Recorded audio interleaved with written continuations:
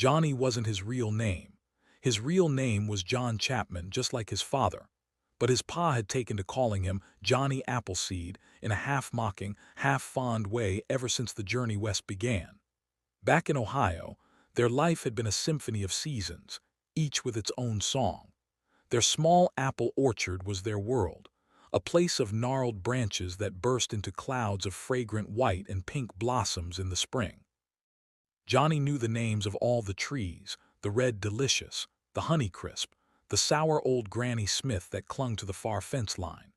He spent his days in the dappled sunlight beneath the leaves, a boy in a world of green and plenty. In the autumn, the air would fill with the crisp scent of ripe fruit and the gentle hum of bees. Pa, a man who had only ever known the quiet rhythm of planting and harvesting, had a laugh that was as full and rich as the cider he pressed. But then the whispers of California gold began to reach them from traveling merchants and passing newspapers, a constant, feverish chorus that promised a new life of ease and unimaginable wealth. Pa sold the orchard, the land, everything, for the promise of a golden tomorrow. He had promised Johnny a life where they would never have to worry about a bad crop or a cold winter again. But now, a year later, the only things they saw in California were dust, rock, and the sun-bleached carcasses of dreams. They were in a place called Jackass Flat, a canyon Johnny felt was perfectly named. The creek that once carved it had long since dwindled to a sluggish trickle, and the hillsides were stripped bare of trees. The ground was a lunar landscape, pocked with the scars of 1,000 frustrated shovels. The air was thick with the grit of pulverized rock and the low drone of desolation. Men with gaunt faces, hollowed-out cheeks, and desperate eyes bent over their sluice boxes, their movements rhythmic and joyless. They were ghosts of the men they once were, their laughter replaced by a strained silence, their stories by curses and quiet despair. A man might strike it rich on a lucky day, but most days were filled with the same repetitive, back-breaking work for nothing. Pa was one of them. He had sold their small apple orchard for the promise of gold, a treasure he now believed lay hidden just beneath his fingernails. He had heard the stories from a traveling merchant back in Ohio, nuggets the size of fists, fortunes made in a single pan, a new life of ease and comfort. But all they had found was backbreaking labor and annoying emptiness in their stomachs. Pa's face, once ruddy and kind, had become a mask of sun-baked lines and a constant, feverish tension.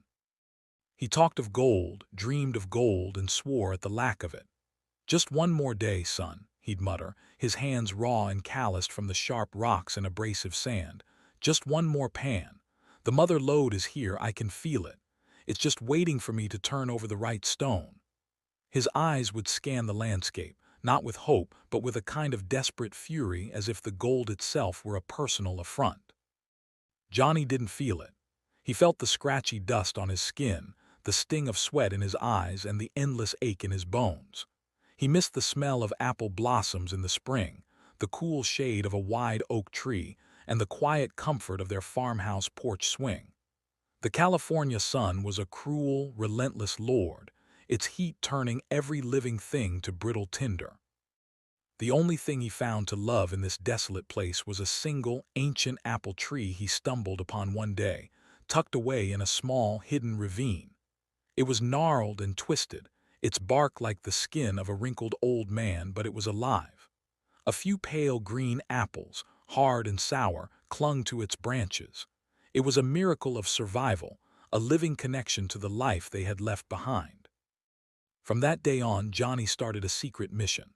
While Pa worked his worthless claim, Johnny would wander the camp, not with a pan but with a small leather pouch he had fashioned from an old shoe. He would watch the miners, their brief moments of rest punctuated by the crunch of a rare, expensive apple bought from a passing trader.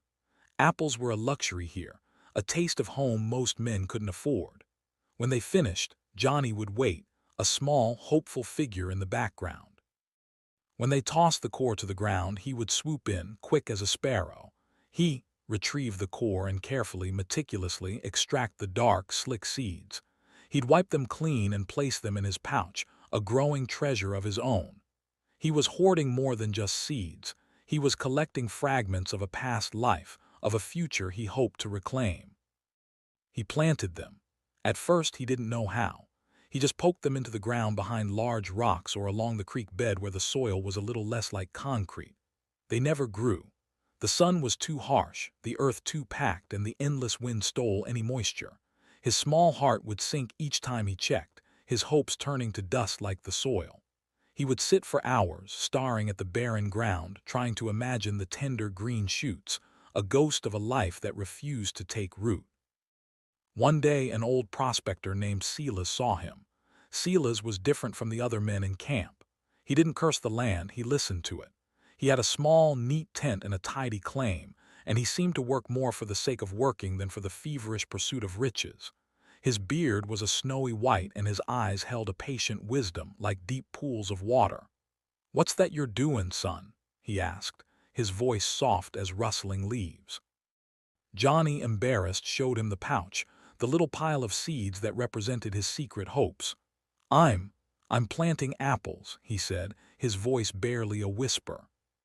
Silas smiled, a deep, crinkly smile that reached his eyes. "That's a fine notion, boy, but you can't just stick 'em in the ground and wish 'em well. The earth here needs more than that. It needs coaxing, just like a mule that won't budge. You gotta talk to it, work with it. You've got to break it down and build it back up, a little bit at a time." Silas took Johnny to a small patch of land near his own tent, a place he'd been tending for months. He had mixed the gritty sand with the stubborn clay, added bits of dried leaves he collected from the few scrub bushes, and carefully watered it each night with a few precious drops of his own ration.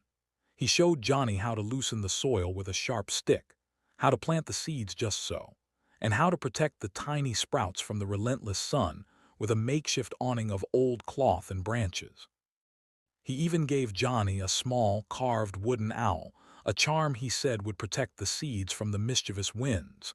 "You gotta give 'em a fighting chance," Silas explained. "It ain't about luck out here, son. It's about patience and hard work. The gold rush is for the quick and the greedy. Growing is for those who are willing to wait for the good things." Under Silas's patient guidance, Johnny's mission became more successful. He found pockets of fertile soil and started to see his work bear fruit, not apples yet, but tiny, tender shoots poking their heads out of the earth like shy green fingers. He felt a different kind of excitement from the miner's feverish hope. This was a slow, quiet joy, a feeling of partnership with the land. He was giving back to it, not just taking from it. He was a creator in a camp of destroyers. Pa, however, only grew more frustrated.